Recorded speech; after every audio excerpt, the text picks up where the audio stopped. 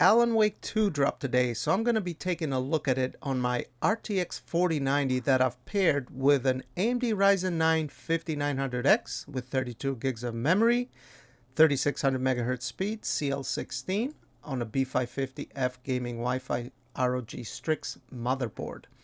On the 4090, we are using the latest driver with JAD support for Alan Wake 2, and I've also given it a bit of an overclock, plus 200 on the core, plus 250 on the memory, and 133% power limit increase.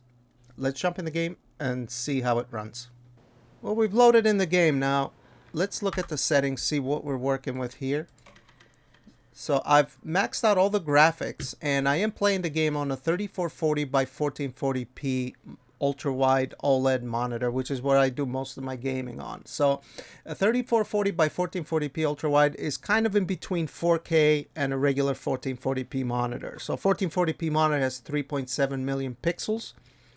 An ultra-wide 1440p mine has 5 million, and 4K has 8.3. So it's kind of in between. And we'll take a look at the rest of the settings here. We're using DLAA, Deep Learning Anti-Aliasing.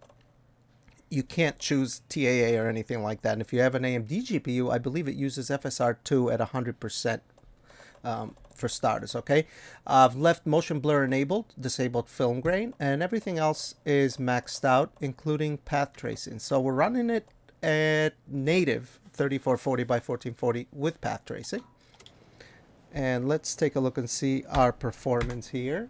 So we're getting around 46, 47 FPS, which is actually, it's actually better than I thought it would be, you know, because I'm checking the game out for the first time, right? It's just what I heard. Look at the recommendation settings. That was kind of confusing. As a matter of fact, Digital Foundry just uploaded a video. I looked at it, kind of breaking down the settings.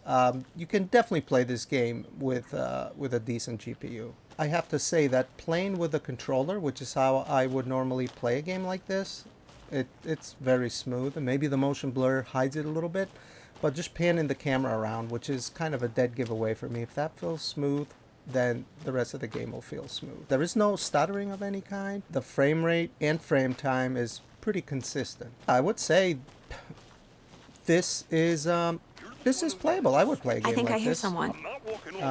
Could be no our problem. deputy. And it looks gorgeous too. Definitely one of the best looking games I've played. I mean, the lighting and the sound especially. I haven't heard many mention this, but the sound is so good. Why don't we try enabling DLSS quality? Because I would like to be at 60 frames per second while playing pretty much any game. Even though I would be okay with this type of game playing it at 40, you know, if I didn't have a choice, but we do have choices these days.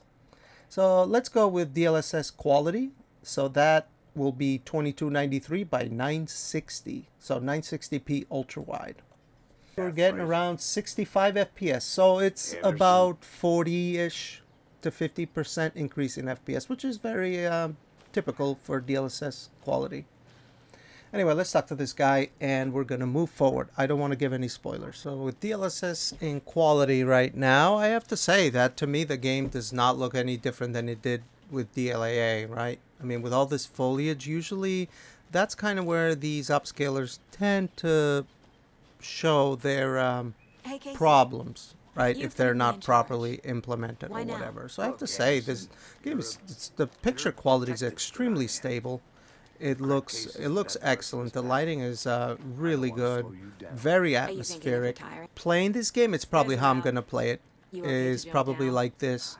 Now we also have frame generation we can add into the mix, which for me, as long as you have a base of, I would say at the very minimum 50 FPS.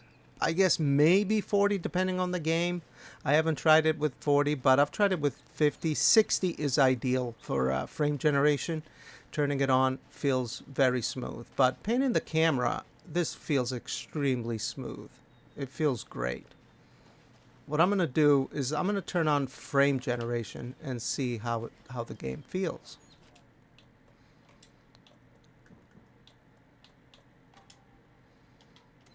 Okay, now we got frame generation on, and we went from 60. So we pretty much almost doubled our frame rate. So we started with 45 at native. DLSS quality brought us to 85. So another 40 to 50% increase in FPS. And now we got another 40 to 50% increase in our frames per second with frame generation. Pan in the camera feels so, it's buttery smooth. It feels excellent. I don't see any artifacting or any glitching or anything like that. I think as long as you have a base of 60, it looks and feels amazing. Okay, definitely. So I've actually used frame generation a few times. I tried it on Lords of the Fallen. It actually worked really well there too. But this definitely looks really good. I can totally see myself playing like this. Not a bad place to get murdered. If getting back to nature is your thing.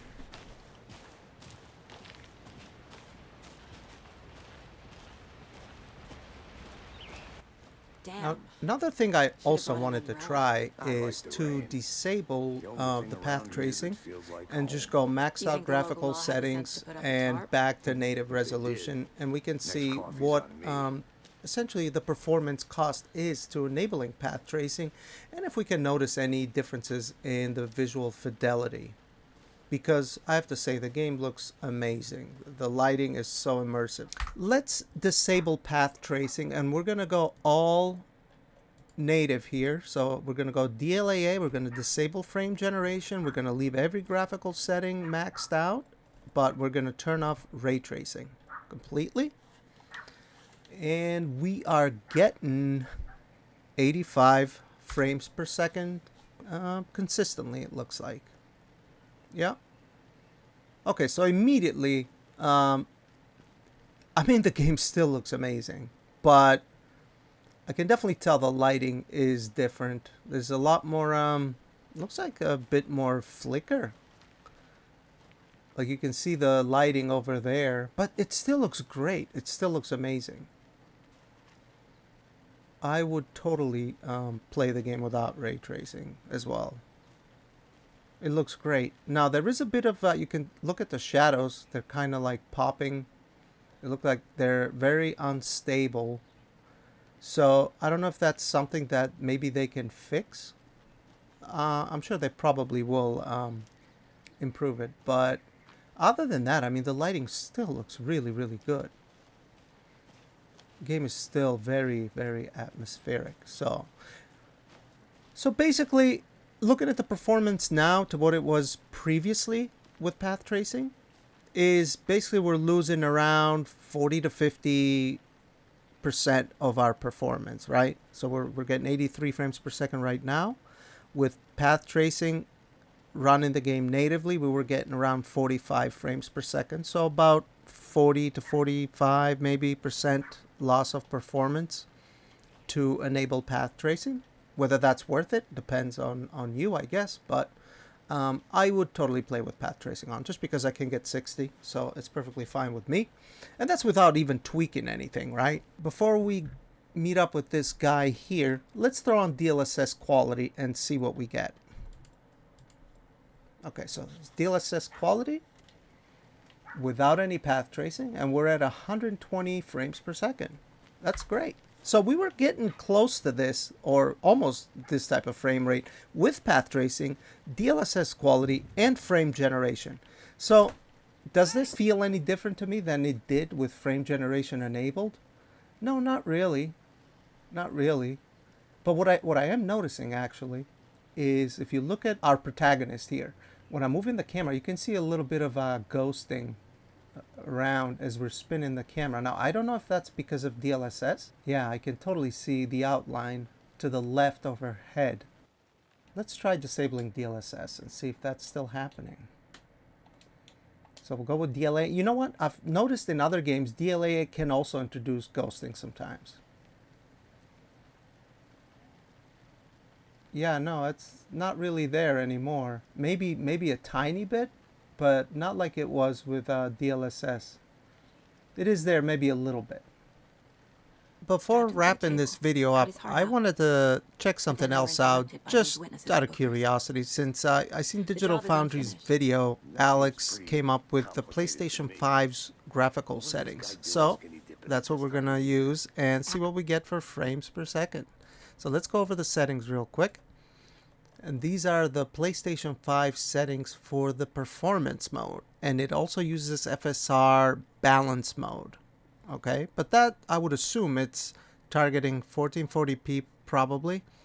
Now we're targeting 3440 by 1440, so more than 1440p. 5 million versus 3.7 million pixels, okay? And it uses FSR to balance, and we've actually set DLSS to quality. So let's see what we get for frames, just Haven't out of figured that curiosity. part out yet. And we get Lots of answers for us to 150 find. something frames, and it looks like the 5900X is actually keeping the 4090. It's not at 100%, so we are a bit CPU bound, but still getting really good performance. Now the shadows, you can definitely tell that it doesn't look as good, but it still looks really good. I mean, I would definitely say this is still an extremely good looking game. Absolutely.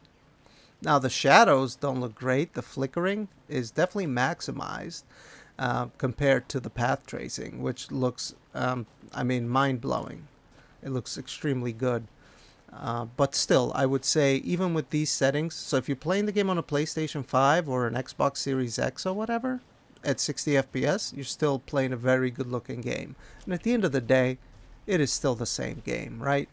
It's not that big a deal. So whatever hardware you got, I think you'll be fine. This was just supposed to be kind of like a quick look at the game, even though the video is a little bit long now.